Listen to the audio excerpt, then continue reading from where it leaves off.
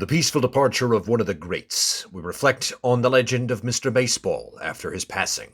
More transfer coverage. Is Florian Wirtz finally coming to Liverpool at long last? And the end of the Imola Grand Prix. Circuit staff has released a statement following its calendar exit for 2026. All this and more on this week's episode of the International Sports Report.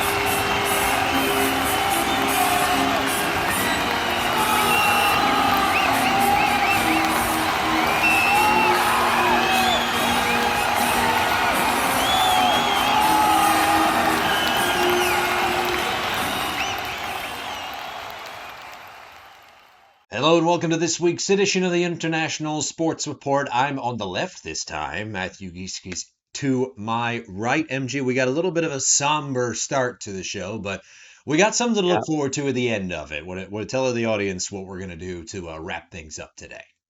Well, we teased it at the end of last week's episode, but we are going to be talking about some iconic walk-off home runs here. Yeah, it's going to be fun. I like the idea of this.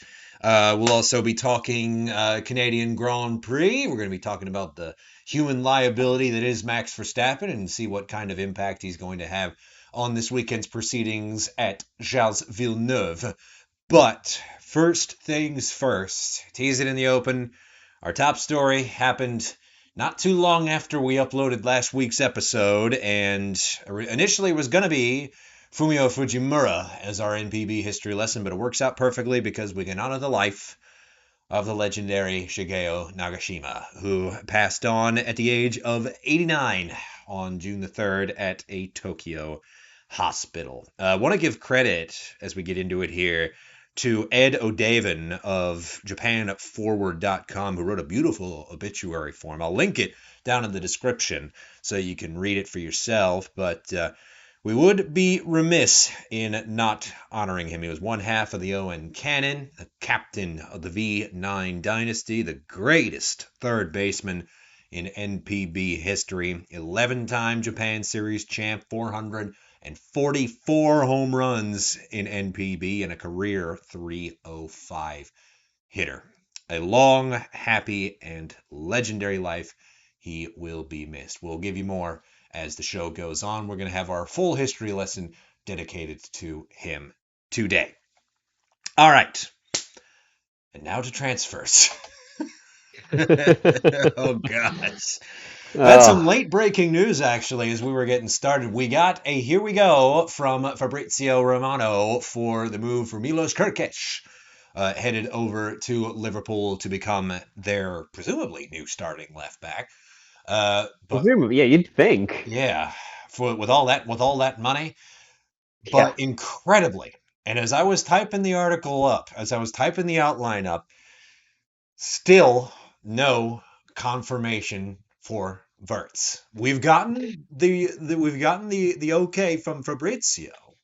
Seems like everybody is reporting that this thing is on, but all of a sudden we're getting reports of U-turns. And we could be talking about all sorts of other transfers this week as well. I mean, we had a good defensive signing for Man City in Ait Nouri from Wolves for, let's see, was it like £30 million? Something like that? Yeah, 31. Okay. And we had the younger Bellingham going over to Borussia Dortmund. This is Job Bellingham. Sensing a biblical theme in the family. But, I mean, this thing is still dominating the headlines. And we're recording this on Tuesday night. As of right now, the start of the transfer window, the mini opening of the window, as it were, is now closed. And we will not be getting any confirmations of anything until next Monday.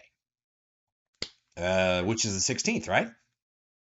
Yes, I believe so. Okay, so next week will be the big show. We will see if Verts gets over the line by then. There does seem to be some kind of discrepancy with regard to the fees that are being discussed between the two clubs. Yeah, Money does seem to be the sticking point, and it does seem to be on the middleman end. I don't really think Wirtz doesn't want to go, and I don't think Liverpool doesn't want to have him. So we're not really sure what's going on. yeah, and I mean, I cannot see Leverkusen like frowning at 120 million.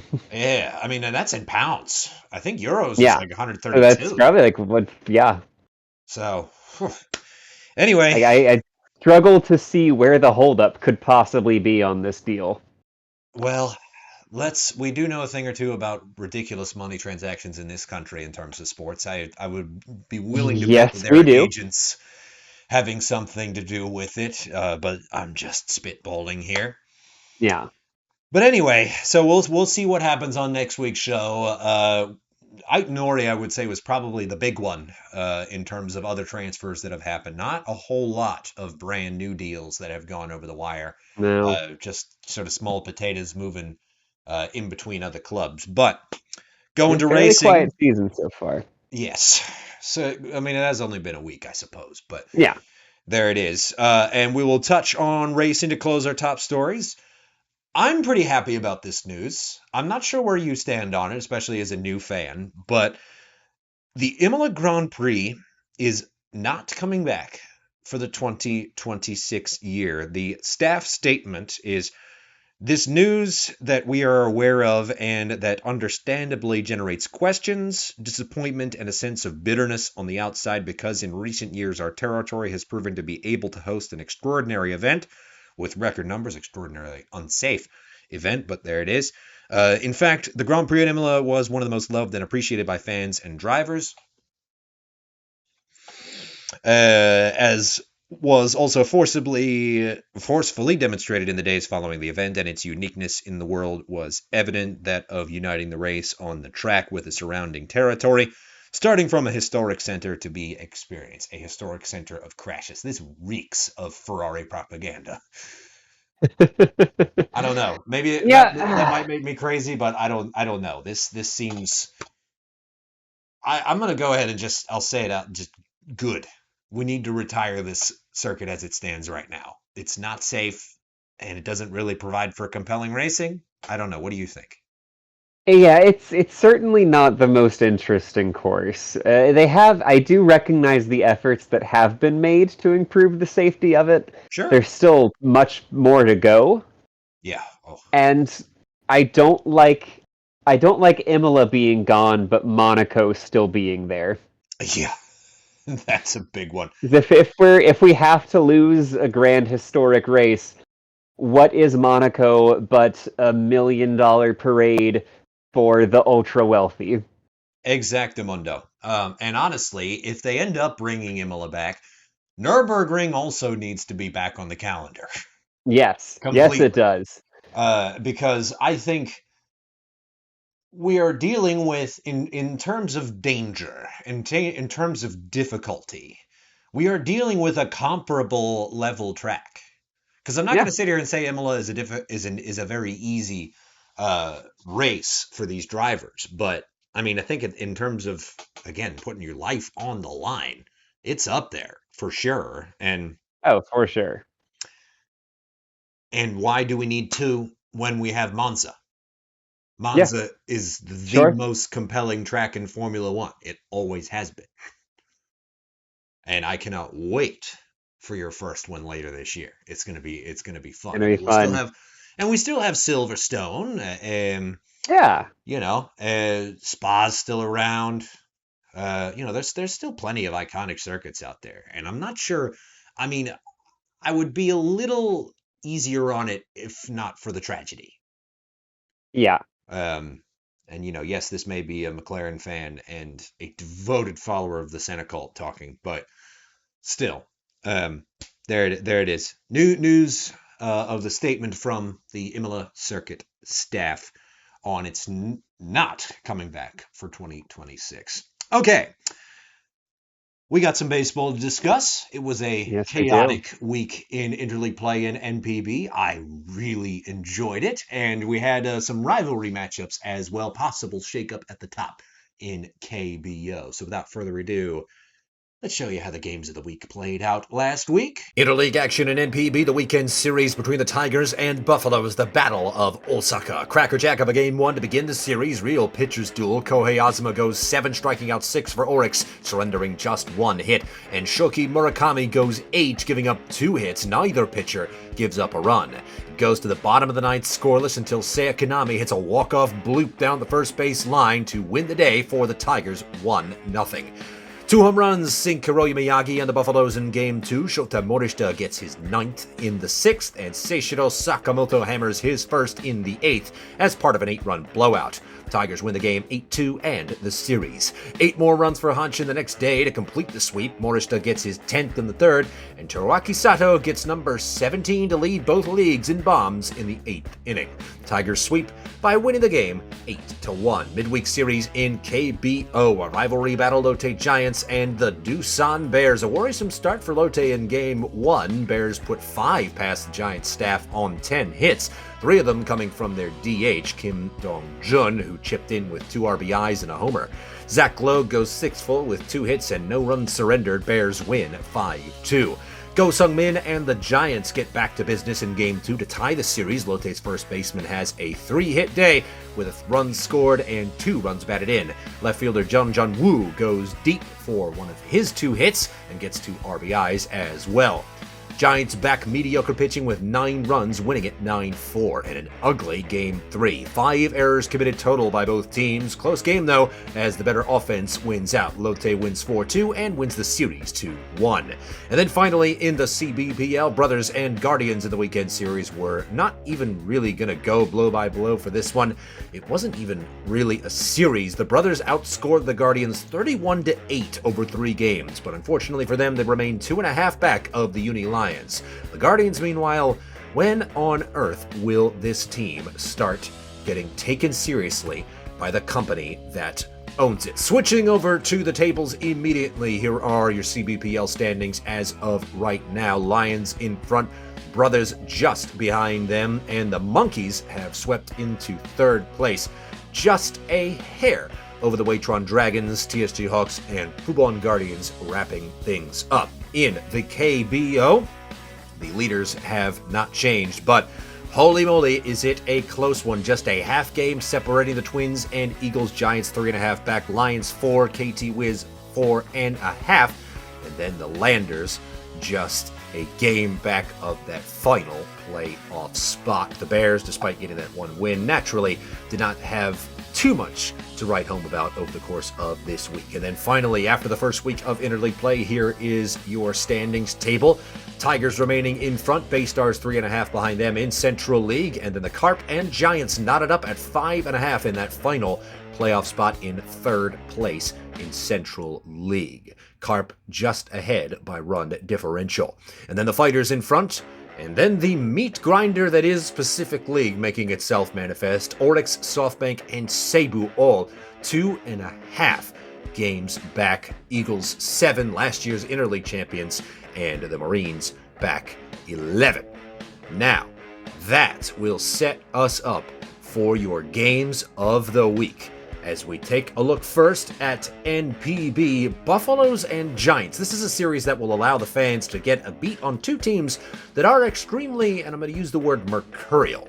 Buffaloes do a lot of things well, but are not exemplary at anything, and the Giants seem like they're very good, but why are they in 4th place in Central League then? Let's see if we can find an answer this weekend. And in the weekend series in the KBO, 1 versus 2, you saw a moment ago, half game separating these 2 teams, Eagles versus Twins. This time, they're even closer. At the time of recording, the Eagles have a chance to find their way over the top to take the KBO lead in a year that they were predicted to finish dead last in. And we will see how it happens. They may even take the lead before the weekend series begins, as we're recording this on Tuesday night. Their pitching has looked more human, but still isn't slowing down. Neither is their offense. Does the ruthless consistency of LG win out, though? And then finally, before we talk racing, weekend series in the CBPL, Lions versus Brothers 1 versus 2. The Brothers have the hot bats on their side, but a pretty leaky faucet on the mound against the best team in Taiwan. Is this the moment that they leapfrog their hated rivals, or do the Uni Lions hold on to first? Now, it is time for us to look ahead to the Canadian Grand Prix. All right. Speaking of historic circuits, let's talk Gilles Villeneuve in Canada. Next up, we had a week off after Spain. Spain was the high point of the season so far, just the most compelling race of 2025 without a doubt. I'm not sure how you follow that up. McLaren naturally the favorites as usual because we haven't yet laid our eyes on FP1, but question at hand, and we were talking a little bit off air earlier on today before we sat down to film this. What kind of Max Verstappen are we going to see on Sunday? Yes. Or I guess, to be more precise, for the weekend in general, because it does start with FP1, lest we forget. I mean, what kind of a headspace do you think he's going to be in? It's for me, it's one of two extremes. I don't think we're going to see the Max that we know, and I'm not going to say love. Some of us we don't hear. Some of us love, yeah. Some of us need to get on the therapy couch and figure that out, but anyway. I think we are either going to see a very reserved and frame perfect, to use a computer parlance, or he'll be getting that additional point that he needs for a suspension before we get to the Grand Prix. Do you want to go ahead and log that in? Do you want to say if he gets banned, he's going to do it like in quali or in practice? You know what? Yeah, this weekend I'm gonna lock that in. I'm gonna lock it in. Awesome, let's do it. Oh man. All right. So yeah, we will see. I mean, this is a big race for Red Bull. I mean, with his 10th place finish, I mean, they have not only has he really put himself in danger of losing third in the standings, but I think he's also, I mean, with Leclerc's form and with Russell's form, I think, if he has a repeat from last week, then yeah, he's going to be in some trouble. I think he's going to probably lose that third spot, especially if those guys keep it up. Speaking of keeping it up, though, was Nico Hülkenberg's drive a fluke? I hope not. I really hope so. I hope not either. I mean, let's look at the facts. I mean, he was patient and cool-headed, made overtakes that really only a veteran could. In and around Barcelona. And when you do those things, you are putting yourself in a very solid position to score some points. I do think that he will score points. I don't think it will be big points because, I mean, just with the straight line speed of the Sauber, I'm not really thinking he's going to put up much of a performance in quality. Very fast course. Yeah. Yeah. Very, very fast course. But it being fast, that also usually leads to safety cars. True. And the man with the mind like Hülkenberg does have the presence to get himself in a good spot off of a restart. And that he does. I don't know. I'll lock it in and say that we're going to see Sauber points this weekend, at least from him. I think. I agree. Bortoletto is just having some growing pains. He's not been bad. He's not been bad. But, I mean, there was a reason why it was Nico that got that drive last week and not him. Yes. All right. Turning to Ferrari. In your view, what is Charles Leclerc, to use David Coulthard's pronunciation of it, what is old Charles doing right with this Ferrari that Lewis is not? That's the $1 million question, isn't it? Isn't it? Yeah. I mean, we've talked at length about what seems to be Lewis's struggles with his engineering crew. Yeah. But I thought perhaps we'd throw the car into the limelight for a second, because I think initially we thought it was bad, and then Charles started really hitting his stride. Max is proving that you can get the best out of a bad car. So I guess, is it a bad car? or is Charles just good and Lewis is not this year?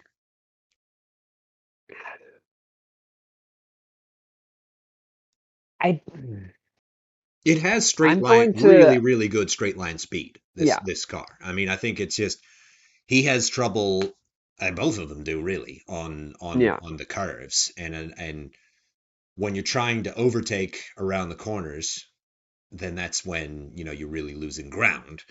And Lewis Yeah. more so than Shaw. But I mean, we saw a clear as day example about how terrific that thing is with DRS at Spain. Oh yeah. So I don't know. I think we can't quite blame the car. Is that No, fair? I think I agree. I agree that you can't completely blame the car. Right. I think something about the car just does not suit Hamilton.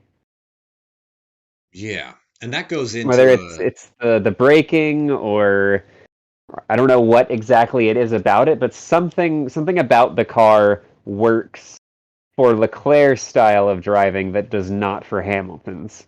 yeah. I mean, and the where I'll leave it is I guess when you're used to the same mechanics at the same factory, building you a similar style of automobile that works the same way, year in, year out, and then, as always, being a member of the Silver Arrows, going out there driving that similar machine year in, year out for the same Yeah. engineers, the same team principal, same people that you see in. I don't know. I guess it becomes muscle memory at a certain point, and we're talking about this as two complete amateurs and have no earthly idea what it's like to drive a Formula One machine. To give a Yes. caveat, but I do think there is a certain amount of muscle memory that goes into that, even if the car has a different makeup every year. It There still has to be. feels like the same car. Yeah. Eh. We're just theorizing here. I think you and I both would love to see a bounce back from Lewis. Oh, A really absolutely. stellar bounce back, demonstrative performance from Lewis. But Yes. we will see. Turning to the circuit itself, 3 DRS zones. I mean, normally we only have 2. Normally too, For yeah. you, what kind of a race are you expecting here? I mean, I can tell you're really, really excited about this. From a I technical standpoint of the circuit, why is that? I think, we've got there's the one very long straight broken up with the speed trap in the middle. I mean I expect to see like big battles at that corner. I expect to see a lot of straight line overtakes, especially from the middle of the pack. I expect a lot of excitement on this one. I think we're going to see plenty of overtaking that we've been sorely missing these last few races. I don't know what you were watching in Spain Spain, accepted. but Spain accepted.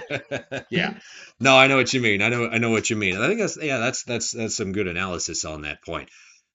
Turning to predictions, then, I like what I've been seeing from Isaac Hadjar. I think he's going to find his way, probably at least in the top 6. When I was I think looking at so your as well. predictions, you have another rookie making the podium on this occasion. I do. I think Antonelli is going to podium this week. All right, I'm I gonna think have to he's going ask to you to have a good defend bounce that. back. Okay, What's that? I'm gonna have to ask you to defend that. Yeah, I mean we've seen some very good stuff from him this season. Yeah, I we have. think I think we are going to have a Max Verstappen who is either tamed or disqualified. So that's going to certainly open up a lot of the field. True. And I mean, we badmouthed the Mercedes to start the season, but it's really made us look like fools in that department. So Yep. I think we will see a lot of good straight line speed out of it, and I think Kimi Antonelli is gonna have a really nice week. I do think that you are onto something. In my predictions, I have Antonelli going 4th, Okay, Hadjar 6th, Russell 5th, and I think this is Charles Leclerc's week to find the I podium. have been weighing where I want Leclerc because I when I was coming up with my predictions, I was torn between having him third or fourth. Yeah, it seems like it's on for him. It seems like it's been happening for a while now. He's growing into his own this year, and I do think he is ready to rumble. I think he takes third. The McLaren rocket ship naturally going 1-2. I'm gonna make it interesting because I know you have Norris winning this one. I'm gonna say Oscar wins this one, and then have Lando go 2. But Yep, we will see what happens that we will. on the Western Hemisphere. Yep. Back in the Western Hemisphere for Formula One this Sunday, and then FP1 beginning, I believe, somewhere around 2 or 3 o'clock Eastern Time on Yep. Friday. Anyway, Also in the world of racing, yo, we have 24 hours of Le Mans this weekend. yes. If you want to fully engross yourself, absolutely go check it out. It's always a fun race. It's always a fun race. Absolutely. So, want to make sure we plug that too. Good looking out, partner. All right, let's briefly get somber one final time. And for you, since you are a newbie to NPB and Japanese baseball history, you can hopefully find this very edifying, as will you at home if you haven't really watched this channel before. We've talked at length about Nagashima on several different occasions. You can watch our documentaries on Sadaharu Oh. He makes an appearance in several of those episodes, but very happy to give him his time in the spotlight to celebrate his legendary career. Without further ado, what do you say we get into it? This is our history lesson of Shigeo Nagashima. So Nagashima-san was born in 1936 in Chiba, outside of Tokyo. So he's been in and around the city all of his life. He is a great high school player. He grows up idolizing Fumio Fujimura, of all people. We were going to cover him this week, if not for Nagashima's passing reaching the newswire. But he patterned much of his playstyle on watching early footage of Fujimura and watching him presumably live and in the flesh. But he's a good high school player, is Nagashima. He goes into the Tokyo Big Six League, and that, if you don't know, is the league that consists of the 6 biggest universities in Tokyo, in which their baseball teams play each other all season long at Meiji Jingu Stadium. Those teams, in case you don't know, are Waseda, Keio, Hosei, Meiji, Rikyo, and Tokyo University. And Nagashima, for his part, was the star for Rikyo, earning 2 batting titles and 5 best nines in a row. And that means essentially he was the best at his position throughout the league 5 years in a row. And that position, of course, was third base because he wanted to be like Fujimura. He debuts pro in April of 1958 against the great Masaichi Kaneda for the Swallows and struck out all 4 times at the plate. Weirdly, so did his famous teammate Sadaharu Oh, exactly 1 year later against the same pitcher in Canada. However, he'd go on to have what is essentially the greatest rookie season in all of history. And that's not just Japanese history, that is human history. Almost earning a triple three, that's average homers and steals. 29 home runs, 92 runs batted in, 37 steals, and a batting average of .305. And he would have had the triple three too if that 30th home run had not been scratched due to forgetting to touch first base. And he was the cleanup man on what was a Central League pennant-winning team in 1958. They made the Japan Series that year and went up 3 games to none, but were, in a moment of deep personal pride for me, reverse swept by probably my favorite NPB team of all time, one of my favorite squads led by Nakanishi, Toyoda, Oshita, and Inao the Iron Arm, the 1958 Nishitetsu, now Seibu Lions. Next year, 1959, saw him enter the public consciousness as the hero of the first ever baseball Terangiai, better known as the Emperor's Game in English, and that's essentially the first game that the Emperor and Empress, Hirohito as we know him in the States, Showa as he's known over there, had ever witnessed in his life. Giants-Tigers at Karakuen in June of that year. The pitchers, Masaki Koyama for the Tigers and Motoshi Fujita for the Giants. Legends aplenty in this ball game. O played as well, since, as I mentioned a moment ago, he was a rookie in 1959. He did get a hit, but he was not the hero. That distinction belonged to Nagashima, who, right before the Emperor and Empress were scheduled to leave, hammered a walk-off home run off of rookie pitcher Minoru Murayama. Gee, I wonder if he went on to do anything. Anyway, Nagashima made all sorts of headlines, becoming beloved by the public. He met the Emperor and made huge strides for the game's popularity amongst the normies of the time. So as O came into himself a little bit and turned into the superstar that he was destined to become, he and Nagashima formed what was known as the O-N canon. O hitting in third, Nagashima hitting in fourth, and the basis for the V9 dynasty, the team that won the Japan Series 9 times in a row from 1965 to 1974.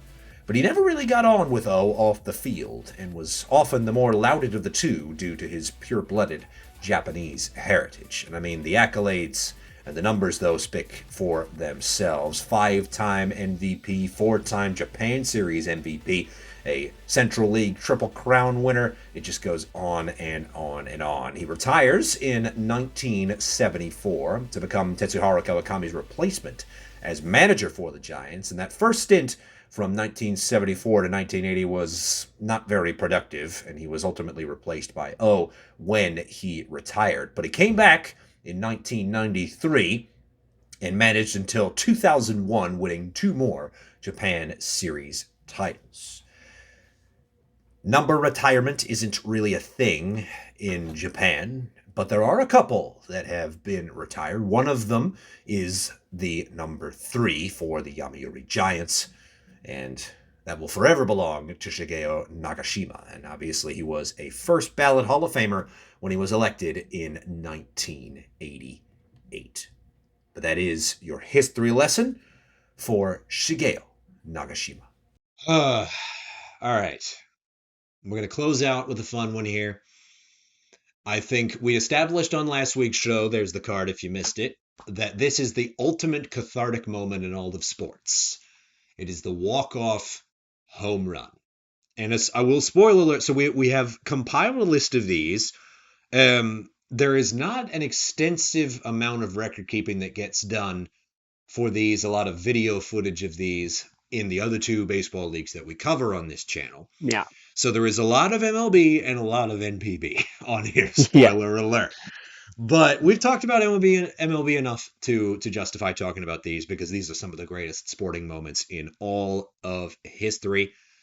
Let's get into it here. We'll keep in mind, let's go, when we mention every single one, let's go 1, 2, 3. What do you say? Agreed. Each pick 3. Okay. Beginning with probably, oh my goodness, like we're starting off with a banger. 1988, in Game 1 of the World Series, Dennis Eckersley on the mound, Steve Sax on second base. Or no, sorry, Sax was at third, I think. It was Davis on second. I think it was third, yeah. Yeah, Sax on I think third, you're right Davis there. on second, and pinch hitter comes out of the batter's box, was so battered that he didn't even get introduced at the start of the game. But Kirk Gibson, in, gosh, I think what would have been his first year in a Los Angeles uniform, too.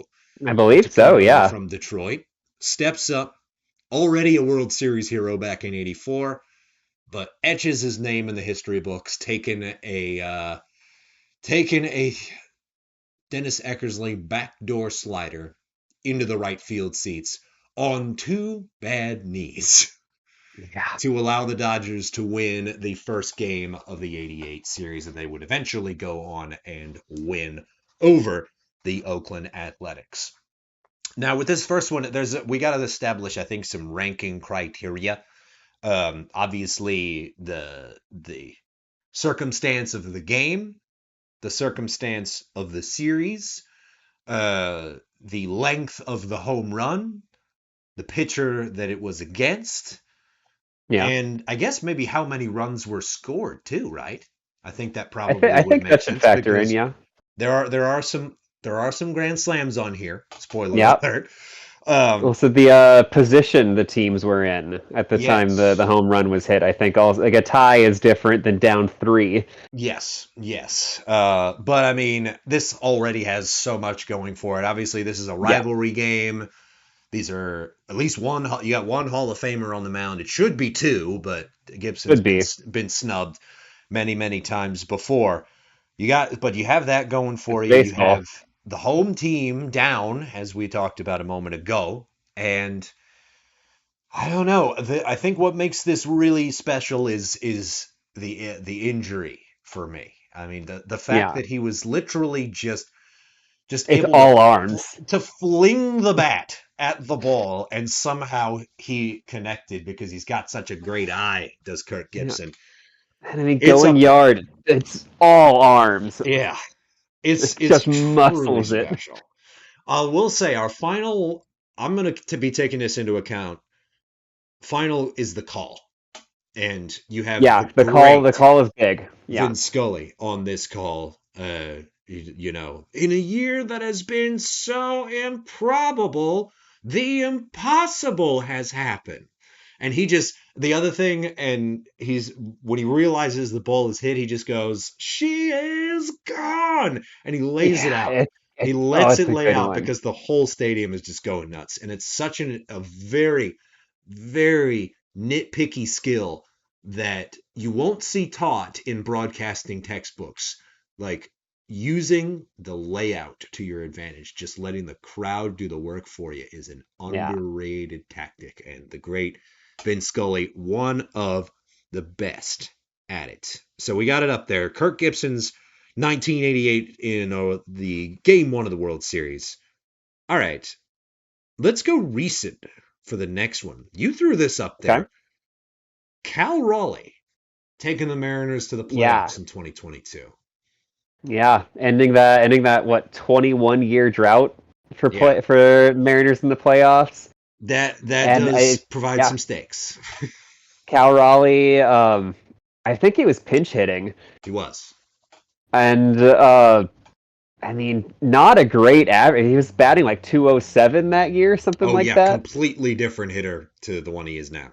and just crushes it in T-Mobile Park. Mm.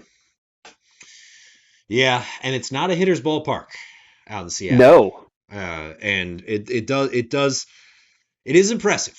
And again, you have one of the greats in Dave Sims, a future Ford Frick winner, in my opinion, providing a great call for that one. It's up there, but I got to be honest, it's a little low on the list for me. okay, that's fair. It's I've cool. I've got It's a cool. I've got some sentimental attachment to the M's, so it's Do probably you? going to be a bit Okay. higher on mine. Oh This yeah, is news. Okay, this is news. This is news. All right. Switching it up. Let's go MPB here for this one. Or no, I got to throw this one out first. Mostly because in our show prep, guys watching at home, we have a shared Google Doc that will allow us to type things onto, so we can both be looking at the same notes. When I was looking at this, when I did not see David Bodie's walk-off grand slam against the Nationals on here, from my partner, the Cubs fan, I was like, yeah, "Excuse yeah. me?"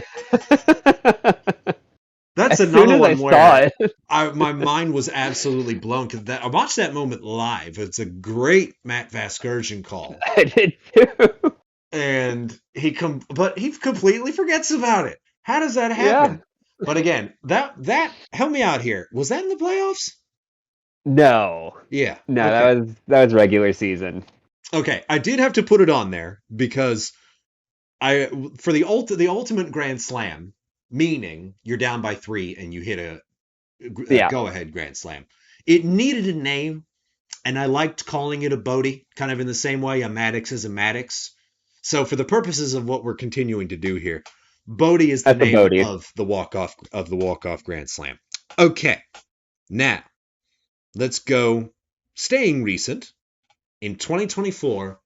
Speaking of cults, I'm a member of Shohei Ohtani going 40-40 on August the 23rd.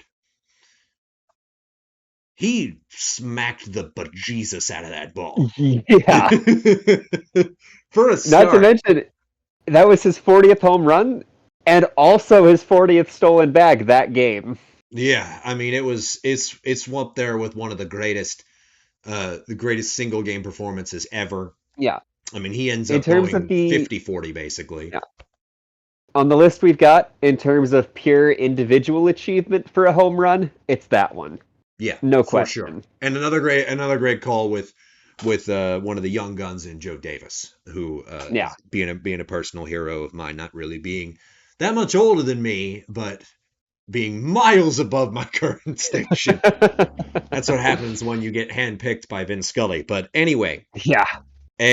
let's go, since we haven't yet, we'll go to Japan and go to Kazuhiro Hatakeyama on the 13th, or excuse me, on the 17th of May in 2013. This was the season, by the way, that saw Vladimir Valentin finally break Sadaharu O's single season home run record. Ironic that it was done by a foreigner, on the Yeah. way to a fantastic season for the Yakult Swallows. He Bodies against the Chibolote Marines. And that in the playoffs, in the Japan series no less, is absolutely terrific. I gotta Yeah. say, that's pretty up there for me. I'm very, very impressed. That's There a is very one good up one. here that I think tops it in terms of Bodies, but Okay. we'll get to that. We'll get to that. All right. I believe I know which one you're talking about. Yeah. All right. Over to you, man. Let's go. Let's go. Let's examine another. Let's talk about Bill Mazeroski. Okay. This one, for my money, before you get into it, is the greatest MLB home run in all of history. There's a strong argument there. Walking off, not just a game, walking off the World Series with a swing of the bat. It's iconic. It Yeah. it really is a great call. I apologize that I don't actually know who the Pirates play-by-play guy was in 1960, but a fun story for you about this one. I had never been to the Baseball Hall of Fame until 2023, 2 years ago, and I went with my wife, a big baseball fan, and I had a little scheme cooked up because I had yet to propose at this point. And I don't Ah, think you know this story. I So don't. we're rolling on into it. So I had contacted some members of the museum staff ahead of time to set up in the plaque gallery, and a very fine member of staff was sitting at the back of the plaque gallery when we were in there. It was just the two of us in there by that point, not by design, but it worked out that way. Sure. She had Bill Mazeroski's 1960 walk-off queued up on the speaker. And so I had the ring in my pocket. And when she realized what was going on, she started the staff member started the audio, chucked me a jersey that I had given her when we got to the museum. I threw it on, got into my stance, and right as Ralph Terry winds up and throws, she pauses and I go to the knee. Oh, She says yes naturally and plays the rest of the audio as we kiss in the middle of the plaque gallery. fabulous. You can't turn the theater off, even if you No, you don't do it can't. personally, even if you don't do it professionally anymore. So this home run's always going to have a special place in my heart. Yeah. And it truly is absolutely iconic. From their second baseman, no less. I mean, this home run is basically the reason why Bill Mazeroski is a Hall of Famer. Yeah. And that is the power of one moment. And this is up there for me. But there are some bigger ones. I'm going to make you do Joe Carter because I don't Okay. want to think about it, but you can tell the audience about it if they don't know. Well, it was over the Phils. Mm-hmm. Joe Carter, 1993, wins the World Series for the Toronto Blue Jays at the Rogers Center. Hits it right into the upper decks. I mean, just and then the call is who was on broadcast for that one? I don't remember, but I can't remember the I name, do but memorize the call. he It says, is go "Touch them crazy, all, Joe. Joe. Yeah, you're right. Touch them all. You'll Touch never them hit a all, bigger Joe. home It's run the in your biggest. You life, never hit and a he was bigger. Yeah, right. touch them all, Joe. You'll never hit a bigger home run in your life." I will Just say a pretty underrated player in Joe Carter. And it was cool for him, to see a real gamer like that, just kind of a journeyman really have yeah, that moment. And now he's never going to have to buy a beer in Toronto for the rest of never. his life. It's up there, but Mitch Williams threw like a 90-mile-an-hour fastball down the middle. And I could have hit that. notable about that, it's the hit that won the only non-U.S. World Series. It's true because the Blue Jays haven't been back, and the Expos were destroyed by Major League Baseball. Yeah. We got to get it together. We need a Mexican team, and we need another Canadian team. Yes. Yeah, but that's a whole other conversation. All right, going to Haruki Nishikawa in the 2016 Japan series, the game of destiny, or rather the team of destiny. Yeah. One of the best teams in the franchise history of the one-time Toei Flyers, now the Hokkaido Nippon Ham Fighters. You have Michio Ogasawara on this team. You have young Shohei Ohtani on this team. But Nishikawa, a guy who I think is going to be a Hall of Famer in the future, you don't really see guys who hit as few home runs as he does in the regular season cracking a ball like this. But I think it's Yeah. kind of like the Ozzie Smith effect. When it happens, you just go nuts. And it happened, and everybody went nuts. But you were actually the one that beat me to putting on this one on the list. Yeah. So tell me why. It's a final series walk-off home run. Feels like it deserves it to start. And also, I mean, it's a beautiful hit. Oh, I mean, yeah, he got all of it. It's just a That's clean barrel. yeah. That's a big factor for me is how pretty does it look? Mm, mm. Two rights. Two rights. All right. I like it. I like it. I'm glad you threw it on there.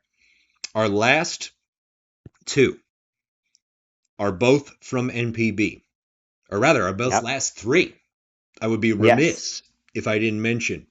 You heard me mention it in the history lesson, but Shigeo Nagashima's 1958 walk-off of the Emperor's Game. Truly something special. He did this in his rookie season, for one.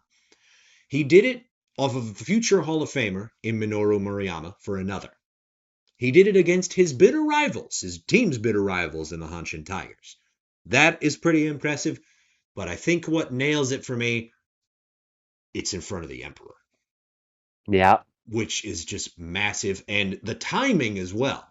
To have it done right as they're getting up to go, because the imperial retinue, as it were, they had only budgeted a certain amount of time to stay at the stadium so that they could get out and not have to deal with Tokyo traffic to get back to the Yeah. palace.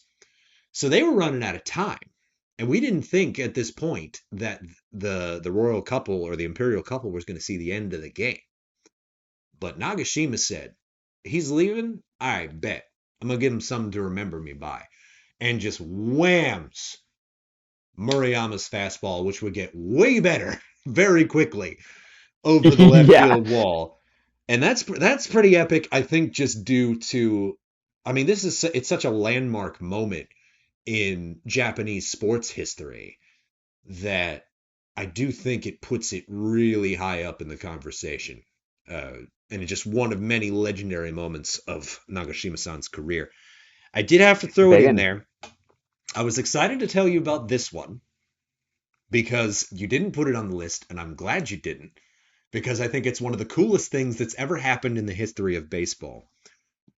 Yutaka Anatsu, the great lefty for the Hanshin Tigers, is the only pitcher in professional baseball history to pitch a no-hitter into extra innings and walk it off himself. No other context needed, really. Yeah, that's insane. It's For true. one, It's really special. there is nothing better than a pitcher hitting a home run. Yeah.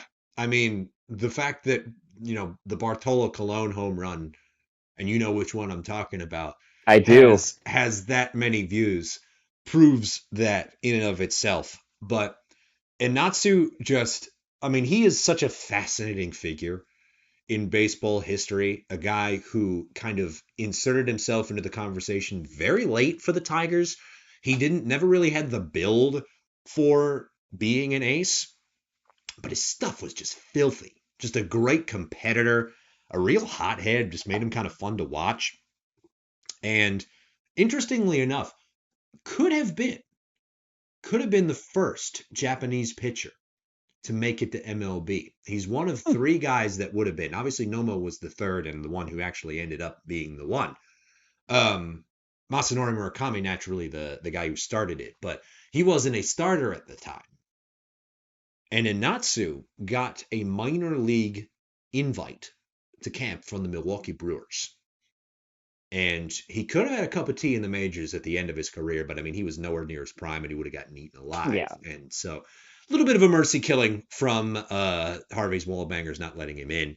But that, for me, is one of the all-time power moves right there. Going 11 innings of no hit baseball and then walking it off yourself with a home run. Yeah. And that's just absolutely wicked. Crazy. But as we wrap it up here, is it fair to say this is at the top of your list? Am I assuming that it's at the top of your list? It's in the top three for It's in the sure. top three. Okay. Yeah. Hirotoshi Kitagawa, a pennant-winning Bodie for the Kintetsu Buffaloes in what would turn out to be one of their final years of existence. This has absolutely everything going for it. You have a pinch hitter coming up. Your Yep. backup catcher hitting this ball. A guy who I think was under 1,000 games played in NPB at the time. Just a guy, or definitely that could be closer to like under 800 or 700 games. I mean, this is a guy who has not seen a whole lot of action, almost exclusively coming off the bench, but just hits a moonshot to dead center field out of the ballpark at the Kyocera Dome. Yeah. And And it's a high outfield wall there. oh yeah, it's like an upper deck shot. And of all of the calls, this one's probably the best. It's terrific. I'm gonna use it to send us out today, so you can hear it at home. But I don't know. This one is pretty terrific. It is also in my top three, and I don't think we should waste any more time. Let's get to the rankings. Go three, Let's two, do it. one. All right. Three. I've got Cal Raleigh. Okay. Okay. Okay. You're gonna have to tell me off air what your attachment to the M's is, but okay. Cal Raleigh in Yeah. 2022, number 3, go. That's my number three. Number two, I've got Kitagawa, Okay. Okay. and number one, it's Mazeroski. Completely fair. Completely and totally fair. Kitagawa is my number 3, Okay. Mazeroski number 2, and you know what? Just Inatsu. Inatsu number 1. I may end up Yeah. switching it out. We may end up having 2 calls in our outro today, but there it is. Your greatest walk-off home runs of all time. That was a nice way to end the show, I think, to decompress. Oh yeah. Next week, we will give you that promised history lesson on Fumio Fujimura because you do need to know who the very first Mr. Tigers is. We'll also wrap up the Canadian Grand Prix and bring you the latest on transfers. And we'll Yes. also, for our fun segment, I'm going to drop this one on you. You might have already seen it on the notes document, but we're going to give MG some homework on the best music in Japanese baseball. So look forward to that Can't wait. on next week's show. For now, though, please do like and share this video if you enjoyed it and you know somebody who would enjoy it right along with you. And be sure to hit the subscribe button and the bell icon down below the video screen to be notified every single time we upload a new video, a new episode of this show, or other things, because other things are cooking and coming down the pipe. So get ready for it.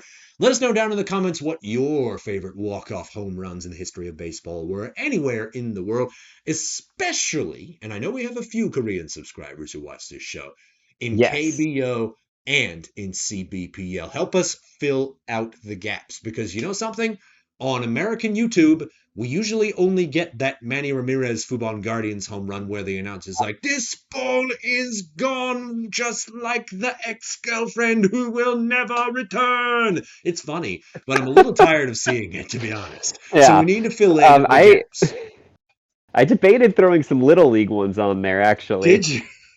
There We might do an there's a updated couple. list. Yeah. Also, there's a. I can't put it because of what team hit it, but the only time there has been a walk-off it was a walk-off home run to win the seventh, to win a series, 2 outs. I don't remember all the circumstances, but it was an LSU hit, so I'm not putting it on the list. Understandable. Completely and totally understandable. We'll do an updated list in the future. But for my dynamic partner, Matthew Giesecke, I've been Marshall Lamert. Thank you for watching this week's episode of the International Sports Report. We'll see you in the next one. For now, enjoy these spectacular home run calls. さて延長11回の裏タイガースの攻撃は現在無安打無得点試合継続中の江夏が控えのバッターボックスに入ります。その時後楽園の巨人広島戦が終わりました。3対0でジャイアンツの勝ち。勝利投手堀内またまた完封、9勝13敗。本当に復調したんですね。対戦は外小場10勝14敗。大野40号のホームランと末次第11号、この2本のホームランで勝利を不動のものにいたしました。これでジャイアンツ阪神が並びました。打ち上げたライトフライ、ライトから大きいぞ大きいぞ、ずっと入った入った、サヨナラホームラン。信じられないような顔をした松本、自ら打って自らノーヒットノーランゲーム達成。おめでとうおめでとう江夏、本当におめでとうと言いたいですね。火をつけました北川、ノーアウト満塁、ボールカウント2-1、打席北川。